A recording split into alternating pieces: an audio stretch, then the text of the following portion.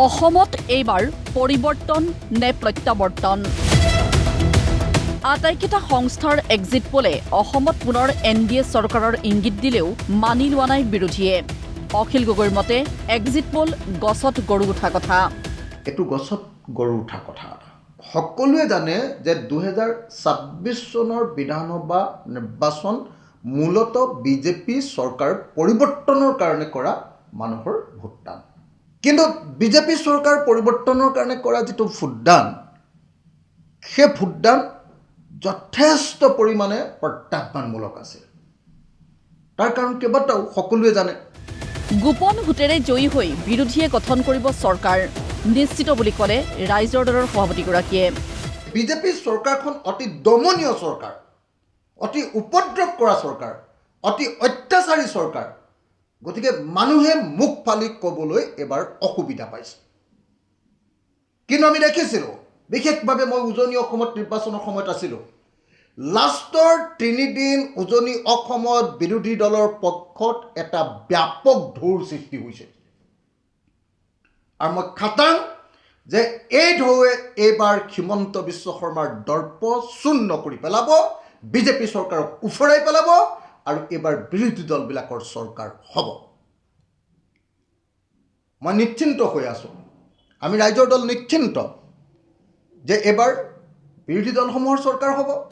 2024 লোকসভা নিৰ্বাচনৰ এক্সিট পোলৰ বিশ্বাসযোগ্যতাক লৈ প্ৰশ্ন উত্থাপন কৰি অসম জাতীয় পৰিষদৰ সভাপতি লুৰিণজ্যোতি গগৈৰ দাবী শেহতীয়া 10 বছৰত এক্সিট পোলসমূহৰ সামগ্ৰিক ব্যৰ্থতা 60% অৰ্থাৎ শেহতীয়া এক্সিট পোলৰ প্ৰায়খিনিয়েই ভুল শেহতীয়া 10টা বিধানসভা আৰু লোকসভাৰ এক্সিট পোলৰ ফলাফলৰ তেওঁলোকৰ বিফলতাৰ হাৰটো 57% তাৰ মানে অলমোষ্ট 60% 60-40 খেল তাৰ মানে অল্টাৰনেট প্ৰতিটো এটা নিৰ্বাচনৰ পিছৰ নিৰ্বাচনটোতে প্ৰতি দুটা নিৰ্বাচনৰ এটা নিৰ্বাচনৰ এক্সিট পোলৰ ফলাফল ভুল বেছি দূৰলৈ আপোনালোকে যাব নালাগে 2024 চনৰ লোকসভা নিৰ্বাচনত ইছ বাৰ 400 পাৰ এই যিটো নেৰেটিভ এই নেৰেটিভটোক ফ'ল' কৰি গোটেই এক্সিট পোল দিছিলে আৰু অসমত আটাইতকৈ প্ৰথমে দিয়া উৎপাত কৰি থকা যিটো এজেঞ্চি হয় তেওঁলোকৰ নাম সম্ভৱতঃ আটাইতকৈ প্ৰথমে দিছে axis my India exit pole exit pole দিয়া সংস্থাসমূহৰ স্পষ্টতা আৰু দায়বদ্ধতাক লৈও সন্দেহ লুৰিণজ্যোতি গগৈৰ এক্সিট পোলৰ মূল উদ্দেশ্যটোৱে থাকে ৰাজনৈতিক এজেণ্ডা ফিট হৈ থাকে তেওঁলোকৰ ৰাজনৈতিক কিছুমান তেওঁলোকৰ দলক তেওঁলোকে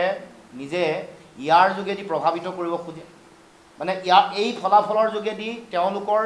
কেইবাটাও এজেণ্ডা ৰাজনৈতিক এজেণ্ডা ফুলফিল কৰিব খোজে কাৰণ অগত দিনে তেওঁলোকৰ লগত সম্পৰ্ক ব্যৱসায়িক মানে টকা পইচাৰ সম্পৰ্ক দ্বিতীয়তে এটা নেৰেটিভ সৃষ্টি কৰি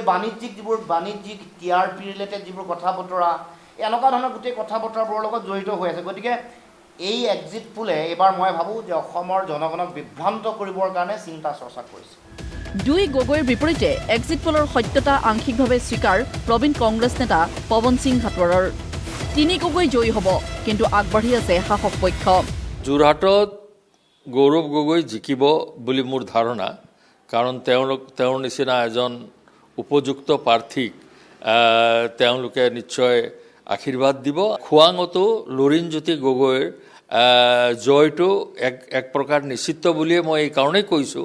যে যথেষ্ট ধৰণে তেওঁ সমৰ্থন এইবাৰ লাভ কৰিছে শিৱসাগৰত অখিল গগৈ জয়লাভ কৰিব কাৰণ যদি প্ৰাৰ্থী হিচাপে চোৱা যায় আৰু প্ৰাৰ্থীৰ পাৰফৰ্মেঞ্চ যদি এছেম্বলিত চোৱা যায় তেতিয়াহ'লে নিশ্চয় ৰাইজৰ মাত মাতিবৰ কাৰণে অখিল গগৈৰ নিচিনা এটা কণ্ঠক শিৱসাগৰীয়া ৰাইজে নিশ্চয় এটা তেওঁলোকৰ আশীৰ্বাদ দিব এটা কথাটো ক'ব লাগিব যে আমাৰ ভাৰতবৰ্ষৰ বহু ৰাজ্যতকৈ আমাৰ চৰকাৰে অন্যান্য উন্নয়নতকৈ হিতাধিকাৰীক সৃষ্টি কৰাত যথেষ্ট গুৰুত্ব দিছিলে আৰু বহু হেজাৰ কোটি টকা তেওঁলোকে কেছ ট্ৰেন্সফাৰ নিৰ্বাচনৰ ছমাহৰ আগতে বহু হাজাৰ কোটি টকা মহিলা আৰু অন্যান্য আঁচনিৰ নামত কৰিছে তাৰ এটা প্ৰভাৱ নিশ্চয় থাকিব আৰু সেইটো যেহেতু তেওঁলোকে চৰকাৰত আছে সেই এডভান্টেজটো তেওঁলোকে লৈছে আৰু বিশেষকৈ তেওঁলোকে যি ধৰণে তেওঁলোকে এলায়েন্স বড়োলেণ্ড এৰিয়াত কৰিছে তাতো তেওঁলোকৰ এটা এডভান্টেজ আছে বুলি মই ভাবোঁ। এক্সিট পোল সম্পূৰ্ণৰূপে নস্যাৎ কৰি সাংসদ ৰকিবুল হুছেইনৰ মতে চিপৰাং গাদ্দাৰেই প্ৰমাণ বিজেপি এইবাৰ পৰাজিত হ'ব। ইলেকশ্যনৰ আগৰ পৰিৱেশ আৰু এতিয়া কাউণ্টিঙৰ ওচৰৰ পৰিৱেশৰ মাজত বহুত পাৰ্থক্য হৈছে। মানুহৰ মনবিলাক ধৰিব পাৰিছে। বহুত চাইলেণ্ট, ভয়ত বেয়া বেয়া কথা কৈ দিয়ে হিমন্ত বিশ্ব শৰ্মা ডাঙৰীয়াই, ভয় কৰে। সকলোৱেতো আৰু ৰাজনীতি নকৰে, সেইকাৰণে মনে মনে আছে ভোটটো দি। কিন্তু ইলেকশ্যন চমু চাপি অহাৰ লগে লগে আমাৰ কেণ্ডিডেটবিলাকৰ মুখবিলাক দেখিলেই ধৰিব পাৰি যে এইবাৰ আমাৰ কংগ্ৰেছৰ কেণ্ডিডেটবিলাক আৰু বিৰোধী সমৰ্থিত আমাৰ যিবিলাক কেণ্ডিডেট আছে সেইবিলাক আমাৰ জিকিব। যোৱাবাৰ 100 দিছেনে নাই দিয়া বুলি কওক, 60 পালে। যোৱাবাৰ 170 বিজেপিয়ে পাব বুলি বেংগলত দিছিলে নে নাই, তাৰপিছত 70 পালে, 70 পালে। বিৰোধীৰ প্ৰাৰ্থীসকলৰো আত্মবিশ্বাস তুংগত। এক্সিট পোলে কংগ্ৰেছক যিকেইখন আসন দিছে সেইকেইখন আসন হেনো নামনি অসমতে পাব। ৰহা ৰাইজে ইতিমধ্যে ঘোষণা কৰিছে যে উৎপল বনিয়া জয় হ'ব বুলি। চাৰিওফালে আচলতে উৎপল বনিয়া হৈ আছে আৰু ইয়াত কোনো ধৰণৰ জাতি ধৰ্ম নাছিলে, সকলো বৰ্ণ শ্ৰেণীয়ে ভোট দিছিলে, আনকি বিজেপি মানুহেও ভোট দিছিলে। যে লোৱাৰ আছামৰ কেইটামান চিটক বাদে আপাৰ আছাম, মিডিল আছাম, উত্তৰ অসম, বৰাক ভেলী আমাক অতি কম চিট দিছে। গতিকে এই যিখিনি চিট আমাক কংগ্ৰেছক দি আছে এইখিনি অকল লোৱাৰ আছামতে পোৱা চিট। গতিকে এই এক্সিট পোলটো ভুল প্ৰমাণিত হ'ব। এইবাৰ এটা বিজেপিৰ পৰা পৰিত্ৰাণ বিচাৰিছে আৰু সেইকাৰণে গোপনে ভোট প্ৰদান কৰিছে আৰু সেইকাৰণে তেখেতসকলে যিখিনি মানুহক লগ ধৰিছে সেইখিনি আমি ভাবোঁ যথেষ্ট নহয় আৰু এক্সিট পোল নিশ্চয় অশুদ্ধ হ'ব। ব্যুৰো ৰিপৰ্ট, প্ৰতিদিন টাইম।